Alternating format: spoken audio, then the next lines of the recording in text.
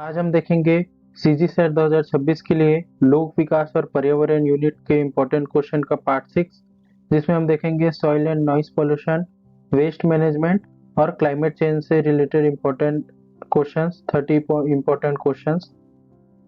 पहला है, औद्योगिक गतिविधियों से मृदा प्रदूषण में कौन सा प्रदूषक सामान्यतः संबंधित है? ऑप्शन ए है भारी धातुएं, option b oxygen, option c जल वाष्प या फिर ऑप्शन डी नाइट्रोजन गैस। तो इसका सही आंसर हो जाएगा ऑप्शन नंबर ए, हैवी मेटल्स, भारी धातुएं। उद्योगों से निकलने वाले अपशिष्ट में भारी धातुएं हो सकती है। ये मिट्टी में जमा होकर लंबे समय तक बनी रह सकती है, इसलिए इंडस्ट्रियल सॉइल पोल्यूशन में हैवी मेटल्स महत्वपूर्ण प्रदूषक हैं। सेकंड नंबर का क्वेश्चन है, which agriculture practice is most likely to increase soil pollution?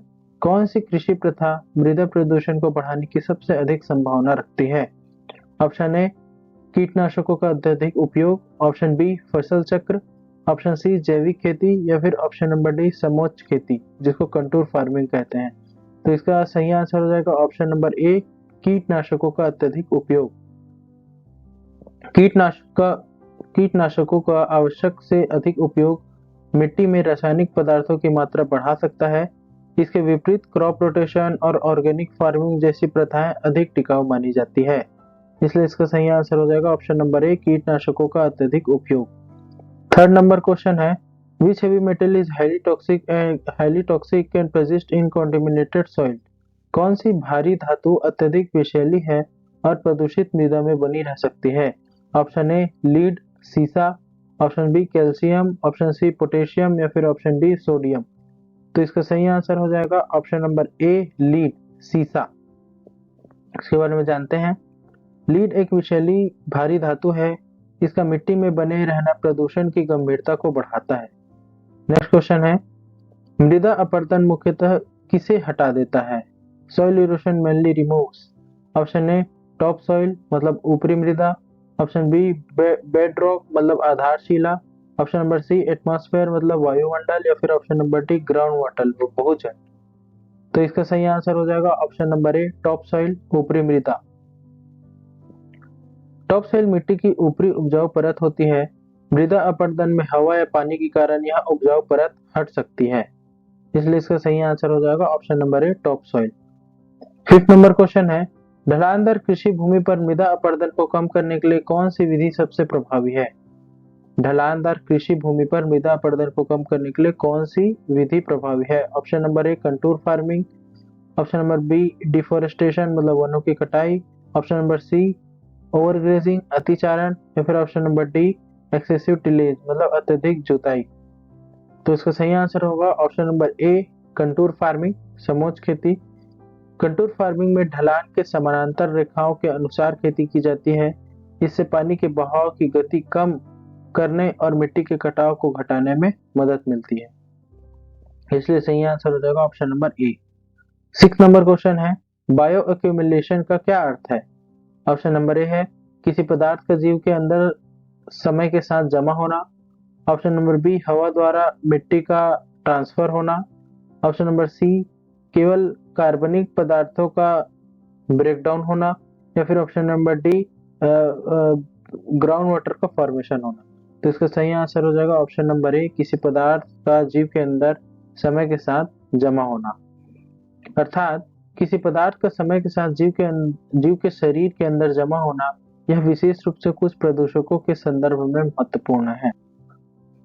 7 number question है, प्रदूषित मृदा को पुनर्स्थापित करने में कौन सी प्रक्रिया मदद कर सकती है? ऑप्शन ए बायोरिमेडिएशन जैव उपचार, ऑप्शन बी डिफोरेस्टेशन वनों की कटाई, ऑप्शन नंबर सी ओवरग्रेजिंग अतिचारण या फिर option number D open dumping खुले में कचरा डालना। तो इसका सही आंसर हो जाएगा ऑप्शन नंबर ए, बायोरिमेडिएशन जैव उपचार। बायोरिमेडिएशन में जैविक साधनों या फिर जीवों की सहायता से प्रदूषित पर्यावरण को सुधारने का प्रयास किया जाता है, इसलिए बायोरिमेडिएशन इसका सही आंसर हो जाएगा। 8th नंबर क्वेश्चन है, निम्नलिखित में से शहरी क्षेत्रों में मृदा प्रदूषण का मुख्य स्रोत कौन सा है? ऑप्शन ए ठोस अपशिष्ट का अनुचित निपटान, ऑप्शन बी वर्षा, ऑप्शन सी प्रकाश संश्लेषण photosynthesis, option number D natural evaporation प्राकृतिक वाष्पीकरण। तो इसका सही आंसर हो जाएगा इम्प्रॉपर सॉलिड वेस्ट डिस्पोजल, ठोस अपशिष्ट का अनुचित निपटान। मतलब ठोस अपशिष्ट का अनुचित निपटान खुले में या फिर गलत तरीके से कचरा डालने से मिट्टी प्रदूषित हो सकती है, इसलिए इसका सही आंसर हो जाएगा ऑप्शन नंबर ए। 9th क्वेश्चन है, रेजिस्टेंट पेस्टिसाइड खतरनाक होते हैं क्योंकि वे ऑप्शन ए लंबे समय तक पर्यावरण में बने रहते हैं, ऑप्शन बी तुरंत अपघटित हो जाते हैं, ऑप्शन सी मृदा उर्वरता बढ़ाते हैं, या फिर ऑप्शन नंबर डी सीधे ऑक्सीजन में बदल जाते हैं। तो इसका सही आंसर हो जाएगा ऑप्शन नंबर ए, यह लंबे समय तक बने रहते हैं। इसका मुख्य कंसर्न यही है कि ये तुरंत डिग्रेड नहीं होते, ये लंबे समय तक पर्यावरण में मौजूद रह सकते हैं, इसलिए सही आंसर हो जाएगा ऑप्शन नंबर ए। 10th क्वेश्चन है, कौन सी प्रथा मृदा उर्वरता बनाए रखने और रसायनों पर निर्भरता कम करने में मदद करती है? ऑप्शन ए क्रॉप रोटेशन, फसल चक्र, ऑप्शन बी ओवर इरिगेशन अत्यधिक सिंचाई, ऑप्शन नंबर सी कीटनाशकों का अत्यधिक उपयोग, या फिर ऑप्शन नंबर डी लगातार एक ही फसल उगाना। तो इसका सही आंसर हो जाएगा ऑप्शन नंबर ए क्रॉप रोटेशन। अलग अलग फसलों को क्रम से उगाने की प्रक्रिया को क्रॉप रोटेशन कहते हैं। यह मिट्टी की फर्टिलिटी बनाए रखने में मदद करती है और एक ही फसल पर लगातार निर्भरता कम करती है।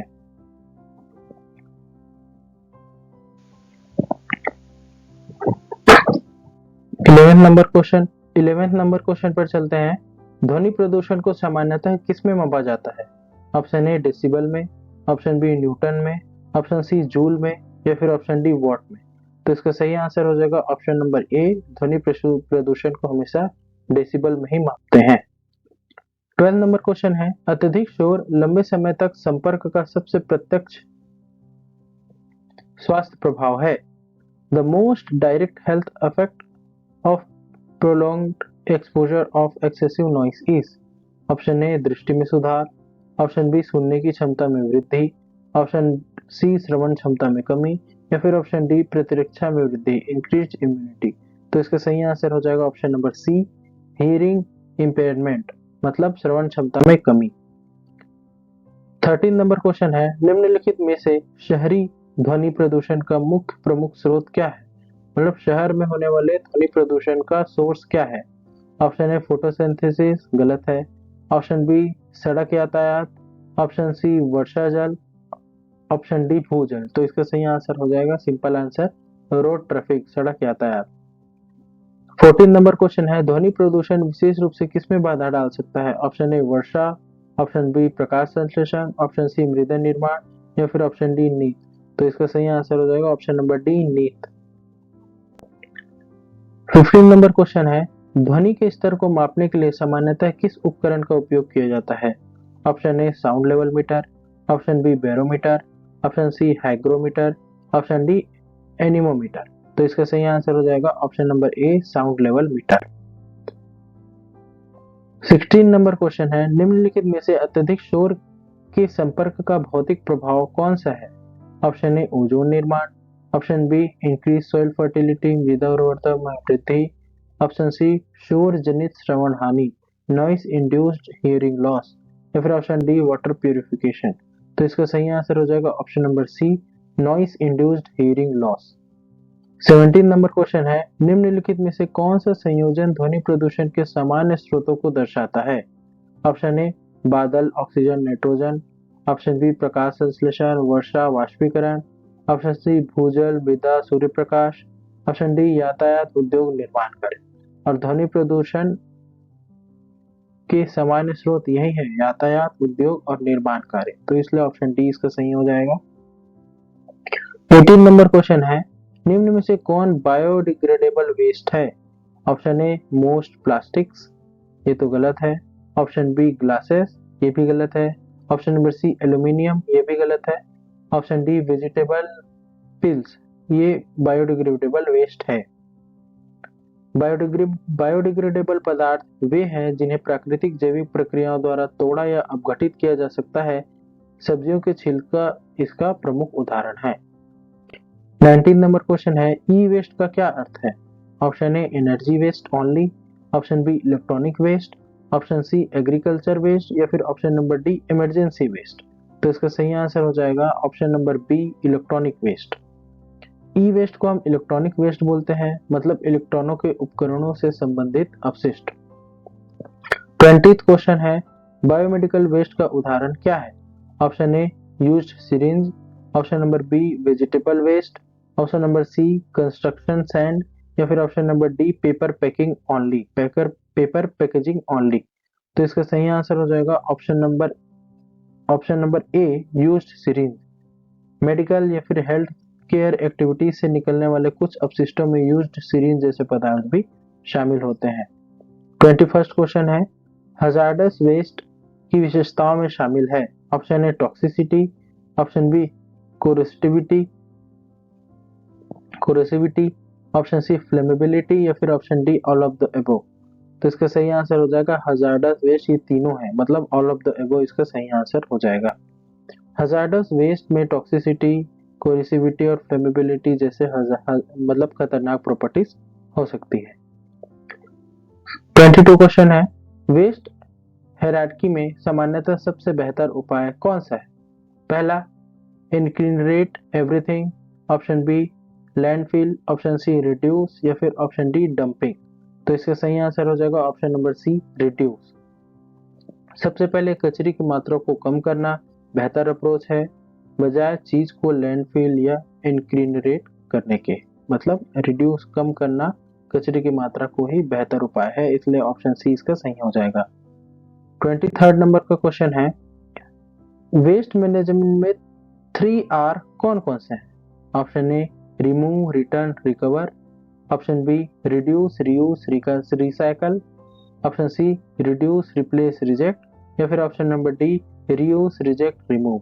तो इसका सही आंसर हो जाएगा option number B, reduce, reuse, recycle. Reduce मतलब होता है कम उपयोग करना, रीयूज मतलब फिर से उसको उपयोग करो, रिसाइकल मतलब उसको पुनर्चक्रण, मतलब रिपीटेबिलिटी, मतलब पुनर्चक्रण होता है। 24th नंबर क्वेश्चन है, कंपोस्टिंग मुख्यतः किसके लिए उपयुक्त है? Option A, organic biodegradable waste, option B, metals, option C, glasses, या फिर option D, radioactive waste. तो इसका सही आंसर हो जाएगा option number A, organic biodegradable waste. जैविक और बायोडिग्रेडेबल वेस्ट को कंपोस्टिंग के माध्यम से उपयोगी कंपोस्ट में बदला जा सकता है। 25th नंबर क्वेश्चन है, संक्रमण की भावना के कारण किस वेस्ट को विशेष हैंडलिंग की आवश्यकता होती है? Option A, food packaging only, option B, garden waste, option C, paper waste, या फिर ऑप्शन डी, बायोमेडिकल वेस्ट। तो इसका सही आंसर हो जाएगा option number D, biomedical waste.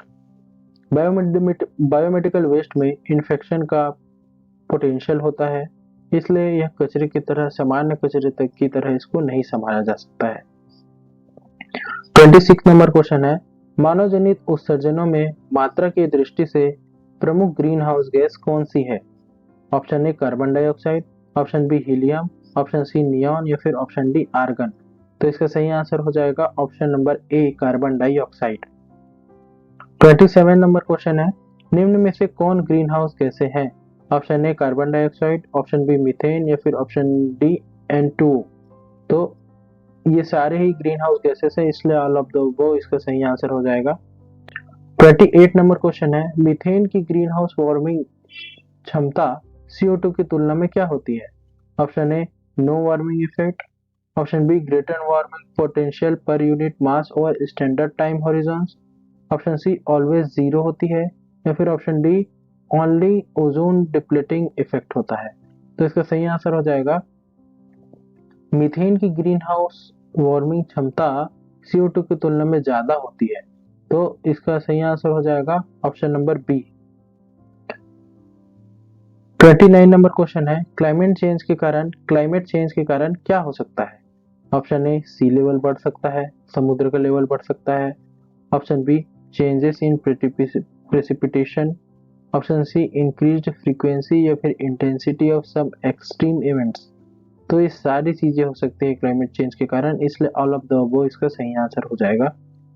Last question है, क्लाइमेट एडेप्टेशन का क्या अर्थ है? Option A, adjusting to actual और expected climate impact, option B, increasing emissions, option C, eliminating all industries, या फिर option number D, ozone depletion. तो इसका सही आंसर हो जाएगा option number A, adjusting to actual और एक्सपेक्टेड क्लाइमेट इम्पैक्ट्स। इसके बारे में जानते हैं। क्लाइमेट एडेप्टेशन का अर्थ होता है वास्तविक या अपेक्षित क्लाइमेट इम्पैक्ट के अनुसार स्वयं को या फिर व्यवस्था को एडजस्ट करना। इसलिए इसका सही आंसर हो जाएगा ऑप्शन नंबर ए। तो ये थे लोक विकास और पर्यावरण यूनिट के इंपॉर्टेंट क्वेश्चन का पार्ट 6। Thank you.